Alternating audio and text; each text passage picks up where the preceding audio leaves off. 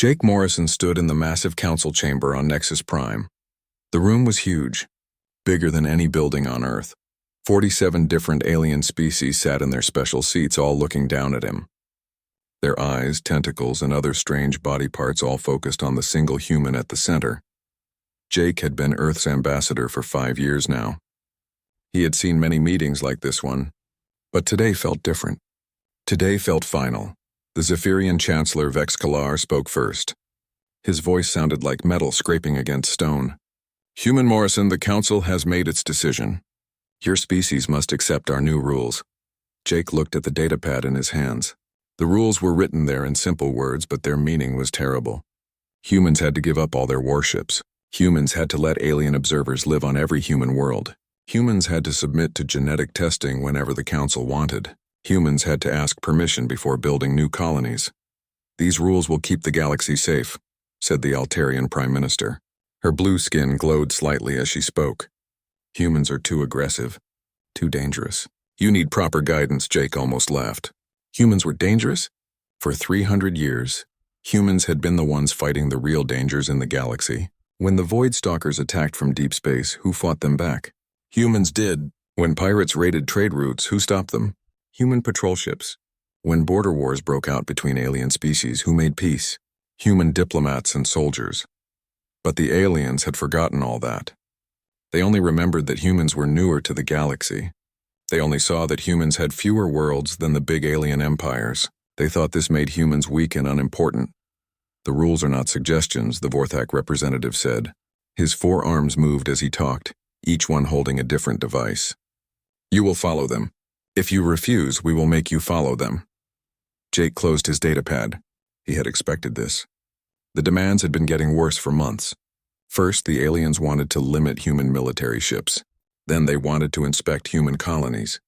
Now they wanted to control everything humans did. "I need to be clear about something," Jake said. His voice carried across the huge chamber. "Are these your final terms?" "They are not terms," Chancellor Vexkalar replied. "They are orders. Your species will obey." Jake nodded slowly. He reached into his jacket and pulled out a small device. With one button press, he sent a coded message to every human ship, station, and colony in the galaxy. The message was simple: withdrawal authorized. Execute immediately. "The human government has reviewed your demands," Jake announced. "We reject them completely." The chamber erupted in noise. Aliens clicked, buzzed, roared, and made sounds that human ears could barely understand. They were angry. They were surprised. They had not expected humans to say no. "You cannot reject our authority," the Chancellor shouted. "Humans control only 12 worlds. We control thousands." "You have no power here." Jake smiled for the first time that day. "You're right, Chancellor. We have no power here. That's why we're leaving." "Leaving?" The Altarian Prime Minister leaned forward. "What do you mean, leaving?" "I mean humans are withdrawing from all Council territories. We're ending all treaties. We're closing all trade agreements. We're pulling back our military forces. We're recalling our diplomats." Jake gathered his papers. "Effective immediately, humanity has no official relationship with the Galactic Council." The chamber fell silent. This was not what they had planned. They had expected humans to argue. They had expected humans to beg. They had expected humans to eventually give in like they always did. "You cannot survive without the Council," the Vorthak representative said. "You need our trade. You need our protection." Jake laughed out loud. "Your protection? When was the last time Council forces stopped a Void Stalker attack? When was the last time your ships patrolled the dangerous sectors? When was the last time your soldiers died protecting alien colonies?" The aliens looked uncomfortable. They knew the answers. Human forces did most of the actual fighting in the galaxy. Human early warning systems detected threats first. Human ships responded to distress calls. The Council made laws and gave speeches, but humans did the work. "The outer worlds will not survive without human protection," Jake continued. "But that's no longer our problem. You wanted to control us? Fine, control the Void Stalkers yourselves. Control the pirates yourselves. Control the border wars yourselves." Chancellor Vexkalar stood up. His tall, insect-like body towered over the other aliens. "This is temporary madness. You will return. You will beg us to take you back." "Maybe," Jake said as he walked toward the exit. "But by then it might be too late." "The galaxy is a dangerous place, Chancellor. It was dangerous before humans arrived, and it will be dangerous after we leave. The only difference is that now you'll have to face that danger alone. Jake paused at the chamber doors. Oh, and one more thing. You might want to check your deep space sensors in the next few days. I hear there's been some unusual activity near the Galactic Rim. But don't worry. I'm sure your fleets can handle whatever's coming. The doors closed behind Jake, leaving the council in stunned silence. They had never imagined humans would actually leave. They had assumed humans needed the council more than the council needed humans. Outside the chamber, Jake's security team was waiting. They were all humans, all military, all ready to go home. "Sir," said Captain Lisa Hayes, his security chief, "all human personnel are evacuating Nexus Prime. Our ships will be ready to depart in 6 hours." "Good," Jake replied. "Send word to Admiral Carter. Begin the withdrawal from all council territories. Full evacuation of human military assets. Close the early warning stations. Shut down the patrol routes. Let them see what the galaxy looks like without us." As Jake's team headed for their ship, emergency alarms began sounding throughout the station. The deep space sensors, the ones humans had built and maintained, were picking up something. Something big was moving in the dark spaces between galaxies, but that was no longer humanity's concern. The Council had made their choice. Now they would live with the consequences. The greatest mistake in galactic history had just been made, and the aliens didn't even know it yet. Captain Lisa Hayes stood on the bridge of the HMS Defiant.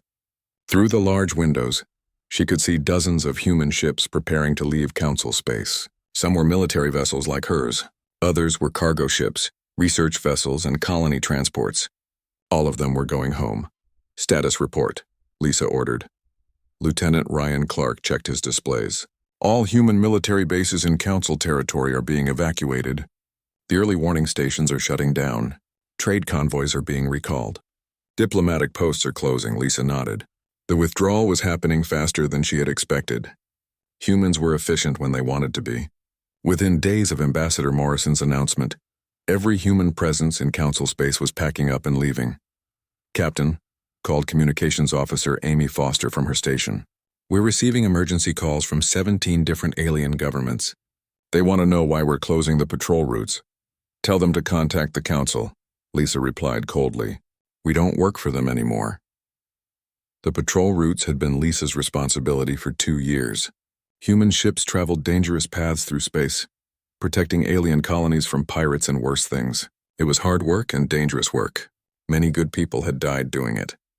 But the aliens had never thanked humans for the protection. They had just expected it to continue forever. Admiral Ben Carter appeared on the bridge's main screen. His face looked tired but determined. "Captain Hayes, what's your status?" "All personnel evacuated from Sector 7, sir. The Altarian colonies are asking us to stay until Council forces arrive to replace us." Admiral Carter shook his head. "Council forces aren't coming. They don't have enough ships to patrol these routes. They spent centuries letting us do all the dangerous work while they stayed safe in their core worlds." Lisa wasn't surprised. The Council had thousands of ships, but most of them were old and slow. They were designed for shows of power, not for real fighting. Human ships were smaller but faster and stronger. They were built for war. "Sir, what about the civilian colonies?" Amy Foster asked. "Some of them have human settlers." "Any human who wants to leave can come with us," Admiral Carter answered. "Any human who wants to stay can stay, but they're on their own. We're not responsible for protecting Council territory anymore." The evacuation continued for weeks. Human families packed their belongings and left homes they had lived in for generations. Human businesses closed their doors. Human schools shut down. Entire human communities simply disappeared from Council worlds. Some aliens tried to stop the exodus. The Zephyrian government offered humans better trade deals if they would stay. The Altarian Prime Minister promised humans more representation in the Council. The Vorthak offered money and technology, but humans kept leaving. They had heard these promises before, and the promises never meant anything. The Council only cared about humans when they needed something. Now that humans were leaving, suddenly the aliens realized how much they actually depended on human services. Colonel Drew Phillips commanded the evacuation of the Kepler Station, humanity's largest military base in Council space. The station had been home to 50,000 human military personnel and their families.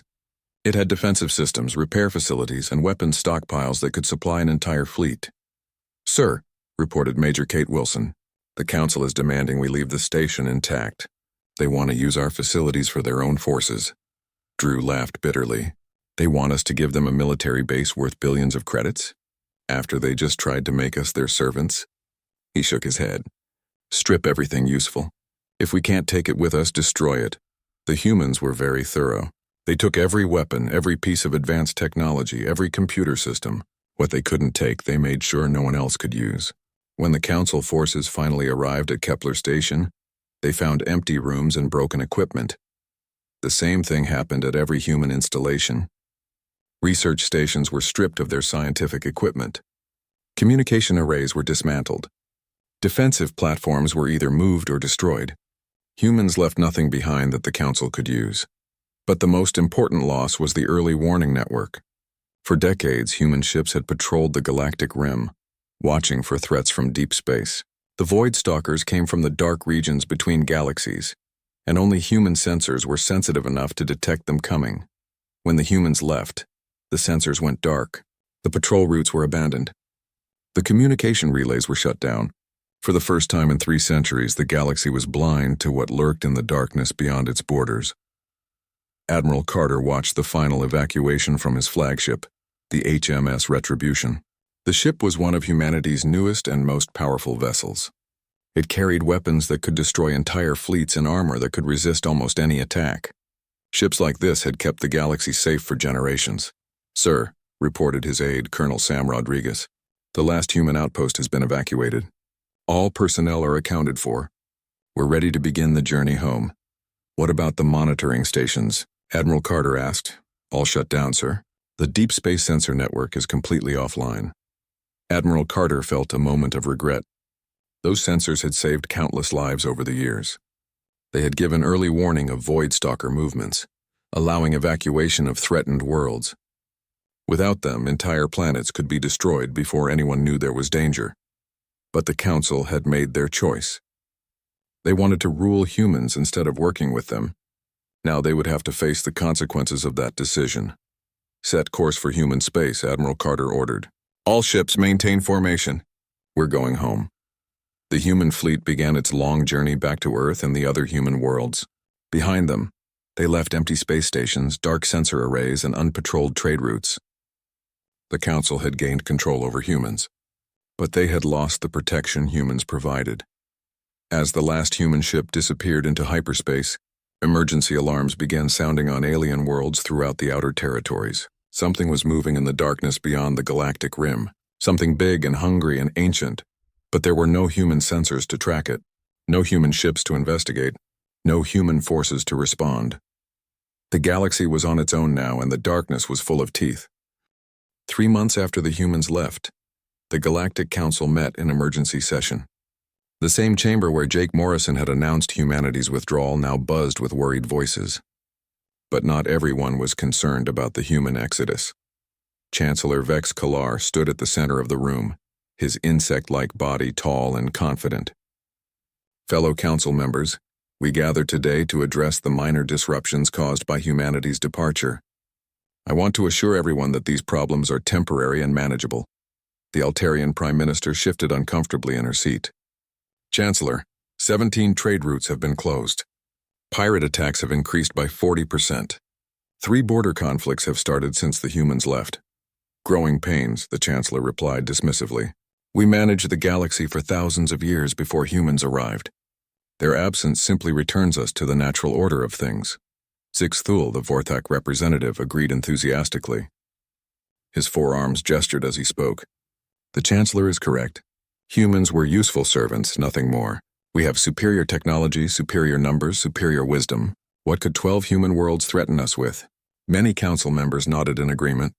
The humans had controlled only a tiny fraction of galactic territory. Earth and its 11 colonies seemed insignificant compared to the vast alien empires that dominated known space. But some voices raised concerns. The delegate from Proxima Station, a trade hub near human space, stood up nervously. "Honored council members, our shipping losses have tripled since the human patrol ship stopped protecting the cargo lanes. Our merchants are afraid to travel the outer routes." "Then hire better security," Zixthul replied coldly. "The galaxy has many species capable of providing protection services. We tried, the delegate said. The Centaurian Defense Force wants 10 times what humans charged. The Rigelian Security Service says the routes are too dangerous for their ships.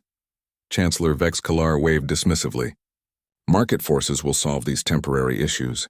Competition will drive down prices and improve services.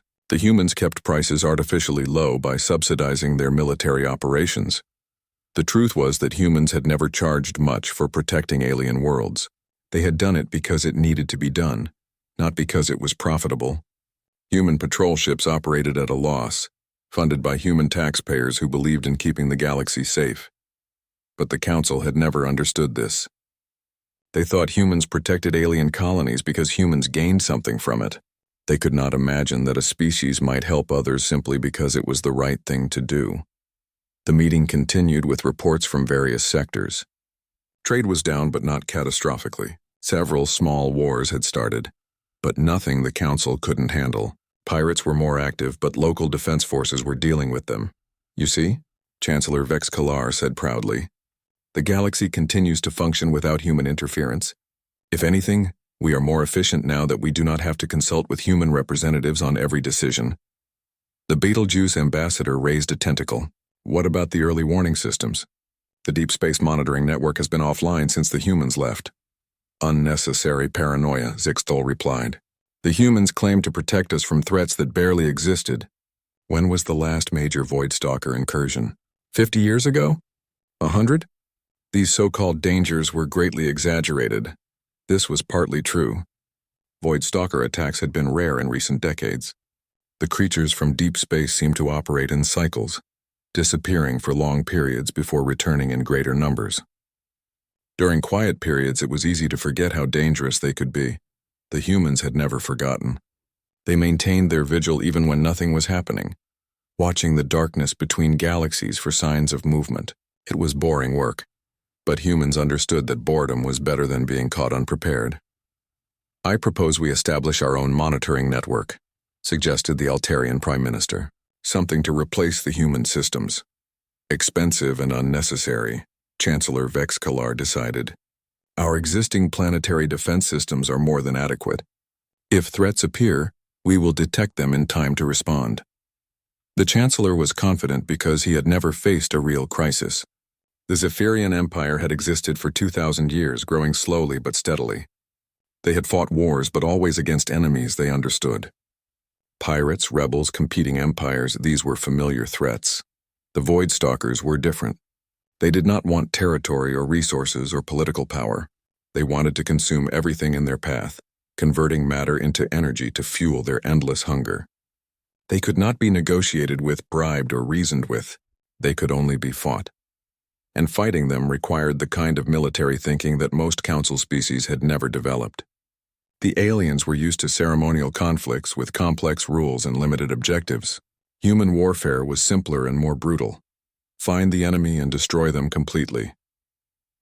As the meeting ended, Chancellor Vex Kalar felt satisfied with the Council's progress. Trade disruptions were being addressed. Security problems were being solved.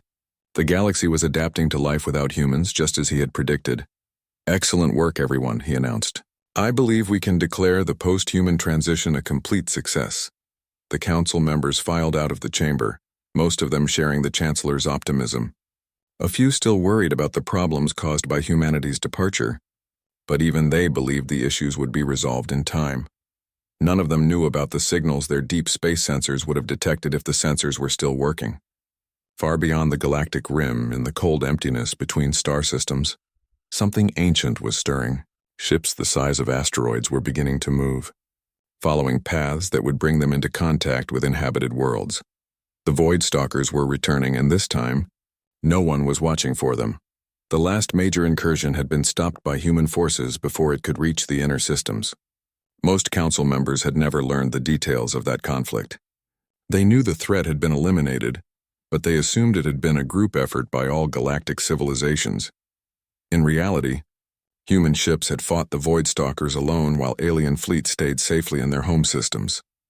The battle had cost thousands of human lives and dozens of ships, but it had saved millions of alien civilians who never knew they had been in danger. Now the humans were gone. and the darkness was full of hungry things that remembered the taste of civilized worlds. The Council's confidence would not last much longer. The attack came without warning. The first sign of trouble was when the mining colony on Tau Ceti 7 simply stopped transmitting. One day, the colony was sending regular reports about ore production and weather patterns. The next day, there was nothing but silence. The Centaurian Defense Force sent a patrol ship to investigate. The ship arrived at Tau Ceti 7 and found empty space where the planet used to be. Not destroyed, gone, as if it had never existed at all.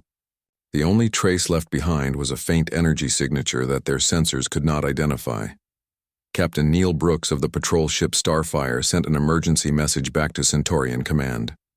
Colony Tau Ceti 7 is missing. Repeat, the entire planet is missing. No debris field. No radiation signature. Nothing. Centaurian Command thought it was some kind of equipment malfunction. Planets did not just disappear. They sent 3 more ships to confirm the patrol ship's report. All 3 ships confirmed the same impossible truth. Tau Ceti 7 was gone. Within a week, 2 more colonies vanished. Then 5 more. Then a dozen. Each time, the pattern was the same. Normal transmissions one day, complete silence the next. When ships arrived to investigate, they found empty solar systems with no trace of what had happened. The Galactic Council was slow to recognize the threat. At first, they assumed the missing colonies were having communication problems. When rescue ships reported entire planets were gone, the Council suspected some kind of new weapon being used by unknown enemies. Terrorist attacks, declared Chancellor Vex Kalar. Some rebel group has developed planet-killing technology. We will find them and destroy them. But the attacks were not random. They followed a pattern, moving steadily inward from the galactic rim toward the populated core systems. Something was eating its way through Council territory, consuming everything in its path. The truth became clear when the defense platform at Rigel Station managed to transmit a few seconds of video before going silent. The recording showed massive shapes moving through space, things that looked more like living creatures than spacecraft. They were enormous, larger than cities, with surfaces that pulsed and writhed like skin. Void Stalkers, whispered the Altarian Prime Minister when she saw the recording. They've returned. The older council members remembered the ancient stories. Creatures from the darkness between galaxies that consumed entire star systems. They had been legends, myths told to frighten children.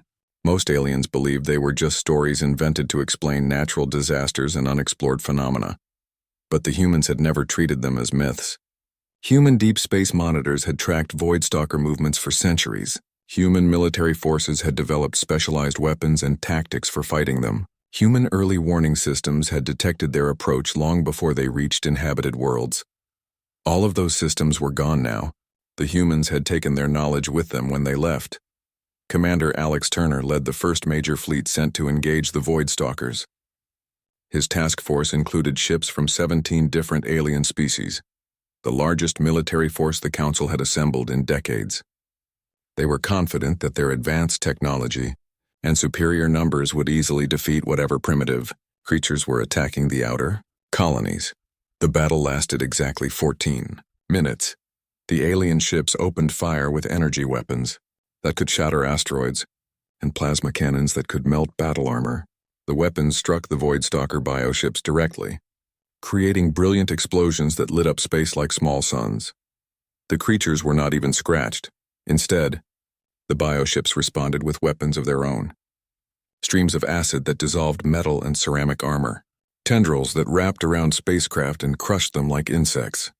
Energy fields that turned sophisticated electronics into sparking wreckage. Commander Turner's flagship was one of the first to die. The massive Zephyrian dreadnought, pride of the Council fleet, was grabbed by something that looked like a giant octopus made of living metal. The creature's arms tightened and the ship crumpled like paper. All ships retreat, Turner ordered as his bridge filled with smoke and sparks. Fall back to the inner systems! But retreat was impossible. The Voidstalkers moved faster than any Council ship. They flowed through space like ocean predators, surrounding the alien fleet and cutting off all escape routes. One by one, the proud vessels of the Galactic Council were caught and consumed. Only 3 ships escaped the massacre. They brought back reports that filled the Council with terror. The enemy was not using technology that could be understood or countered. They were using biology, evolution, and hunger as weapons. They had been shaped by millions of years of consuming other species, and they had learned to digest any form of matter they encountered. "How many are there?" Chancellor Vex Kalar asked the surviving officers. "We counted at least 200 bioships in the main swarm," reported Captain Elena Martinez, one of the few survivors. "But they're growing. Every planet they consume makes them stronger and more numerous." The Chancellor looked at the strategic displays showing the advancing Void Stalker front. 47 star systems had been consumed in 3 months. At this rate, they would reach the inner worlds within a year. "Send messages to all our allies," he ordered desperately. "Request immediate military assistance. Offer them anything they want. Technology, territory, trade agreements. We need every ship we can get." But the other major galactic powers were already retreating into their own territory, pulling back their fleets to defend their homeworlds. No one wanted to risk their ships against an enemy that seemed impossible to defeat. The Beetlejuice ambassador stood up shakily. "Chancellor, what about the humans? They fought these creatures before. They know how to defeat them." "The humans abandoned us," Zixthul replied angrily. "They chose to leave rather than accept their proper place in galactic civilization. Why should we beg them for help now?" But privately, even Zixthul was wondering the same thing. How had humans managed to fight off the Void Stalkers for so long? What weapons or tactics did they use that made them successful where other species failed? The answer was classified in human military archives, but the basic truth was simple. Humans had learned to fight dirty. While other species tried to defeat the Void Stalkers in honorable combat, humans used nuclear weapons, biological agents, and suicide attacks. They had developed ships specifically designed to ram bioships at high speed, carrying explosive payloads into the creature's vital organs. Most importantly, humans had learned to think like the enemy. They studied Void Stalker behavior, movement patterns, and feeding cycles. They had mapped the creature's migration routes through deep space and predicted when and where they would appear. All of that knowledge was locked away in human databases, protected by encryption codes that only human military officers knew. The Galactic Council had 3 choices: find a way to defeat the Void Stalkers with their own forces, surrender entire sectors of space to the creatures, or swallow their pride and ask humanity for help. As reports came in of more lost colonies and destroyed fleets, the choice became obvious. But by then it might already be too late. The humans had been gone for months and no one knew where they were or if they would even listen to Council pleas for assistance. The galaxy was learning what it meant to be truly alone in the dark. The Council delegation looked very different from the proud aliens who had demanded human submission 6 months earlier. Chancellor Vex Kalar's usually perfect appearance was disheveled, his ceremonial robe stained and wrinkled. The Altarian Prime Minister's blue skin had faded to a sickly gray color. Even Zixthul's forearms trembled slightly as he clutched his data tablets. They stood on the bridge of the human orbital station Haven's Rest, waiting nervously for Ambassador Jake Morrison to arrive. Through the station's windows, they could see the shipyards of the Sol system. Massive construction platforms were building new vessels unlike anything in Council space. Sleek, deadly-looking ships covered in armor and weapons. Jake entered the meeting room exactly on time, flanked by Admiral Ben Carter and Colonel Sam Rodriguez. The 3 humans looked calm and well-rested, a stark contrast to their desperate alien visitors. "Gentlemen, lady," Jake said politely, taking a seat across from the delegation. "This is unexpected. Last time we spoke, you were issuing ultimatums and threatening to force us into compliance. What brings you to human space?" Chancellor Vex Kalar struggled to find the right words. Asking for help went against every instinct his proud species had developed over thousands of years of galactic dominance. "Ambassador Morrison, the situation in Council territory has become challenging." "Challenging?" Admiral Carter leaned back in his chair and activated a holographic display. The image showed the current state of Council space, with large red zones marking areas now controlled by Void Stalkers. 63 star systems destroyed. Over 2 billion civilian casualties. Your combined fleets reduced to less than 30% of their original strength. Is that what you call challenging? The aliens flinched at the casualty numbers.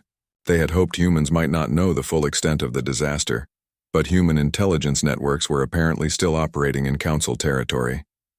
"We have come to discuss a possible partnership," the Altarian Prime Minister said carefully. "The Council recognizes that we may have been hasty in our previous negotiations with humanity. Jake almost smiled. Hasty? You demanded that we surrender our military forces, accept alien overseers on our worlds, and submit to genetic monitoring. You called us dangerous and unfit for self-governance. Now you want a partnership? Zixthal's pride finally broke. The Void Stalkers are destroying everything, he shouted. They cannot be reasoned with. They cannot be bribed. Our weapons are useless against them. Every day we delay, more worlds die. Yes, Admiral Carter said coldly. That's exactly what we told you 300 years ago when we first encountered them. But you preferred to think of them as myths and legends while humans did all the actual fighting. Colonel Rodriguez activated another display, this one showing detailed records of human military operations against Void Stalker incursions over the past century. 47 separate engagements, 15 major battles, over 12,000 human military casualties defending alien colonies. And what thanks did we get? You accused us of warmongering and imperialism. The Chancellor looked at the battle records with growing amazement. He had never realized how many times humans had fought the Void Stalkers. The Council archives mentioned some of these incidents, but they were usually described as joint operations or Council peacekeeping missions. We were not aware of the full extent of human contributions, he admitted quietly. Of course you weren't, Jake replied, because you never asked. You just assumed that peace happened by magic. That trade routes stayed safe by coincidence. That ancient horrors stayed in the darkness because they were afraid of your speeches and resolutions. Through the meeting room windows, more human ships could be seen leaving the construction yards. These vessels were larger and more heavily armed than the ships that had left Council territory months ago. Humanity had not been idle during their exile. What do you want from us? The Altarian Prime Minister asked desperately. Admiral Carter stood up and walked to the display showing the advancing Void Stalker swarm. First, we want recognition of what humans actually contributed to galactic civilization. No more pretending that Council forces kept the peace while we were just minor participants. Agreed, the Chancellor said immediately. Second, we want full autonomy for human territories. No alien observers, no genetic monitoring, no restrictions on our military forces. We govern ourselves according to our own laws and traditions. Agreed. Third, we want command authority over all military operations against the Void Stalkers. Our people have been fighting these creatures for centuries. We know their tactics, their behavior, their weaknesses. Council forces will follow human strategic direction without question or debate. This was harder for the aliens to accept. Most of their species had never taken orders from non-Council members, especially not from the species they had recently tried to subjugate. But Zixthul nodded reluctantly. If it will stop the creatures, yes. Human command is acceptable. Jake looked at his military advisors, then back at the alien delegation. There's one more thing you need to understand. Fighting the Void Stalkers isn't like your civilized wars with rules and limits. It's total warfare. We use nuclear weapons, biological agents, suicide attacks, anything that works. We target their feeding grounds, their breeding areas, their nurseries. We don't take prisoners because they don't offer surrender. Some of your methods may violate Council laws. Regarding acceptable combat practices, the Chancellor said, nervously. Then change your laws, Admiral Carter replied bluntly, because the alternative is extinction. The Void Stalkers don't care about your moral codes or ethical guidelines. They care about eating your planets and everyone on them. The alien delegates huddled together, whispering urgently in their native languages. Finally, the Chancellor turned back to the humans. We accept your conditions. All of them. When can human forces begin operations against the Void Stalkers? Admiral Carter smiled grimly. Human forces began operations 3 days ago. We've been tracking the swarm since it entered Council space. Our deep space reconnaissance ships have been gathering intelligence on their current capabilities and numbers. The aliens stared in shock. You've been watching us all this time? We've been watching the Void Stalkers, Jake corrected. The fact that they were in your territory was just geography. We couldn't let them consume the galaxy just because you made us angry. Colonel Rodriguez activated one final display showing human fleet positions. Red icons marked Void Stalker locations, while blue icons showed human military units moving to intercept them. Operation Cleansing Fire begins in 18 hours. Admiral Carter will be coordinating the attack from the HMS Retribution. The Chancellor looked at the battle plan with amazement and relief. How many ships are you committing to this operation? All of them, Admiral Carter answered. Every human warship, every carrier, every support vessel. We're betting everything on one massive offensive to break the swarm before they can adapt to our tactics. And if you lose? The Altarian Prime Minister asked quietly. Then the galaxy ends, Jake said simply. But we won't lose. Humans don't fight wars to make political points or demonstrate superiority. We fight wars to win them. As the alien delegation prepared to return to council space, they finally understood what they had lost when they drove humanity away. It wasn't just military protection or technological expertise. It was the absolute commitment to do whatever was necessary to protect civilization itself. The galaxy's real guardians were coming home, and this time, they would settle the Void Stalker threat once and for all.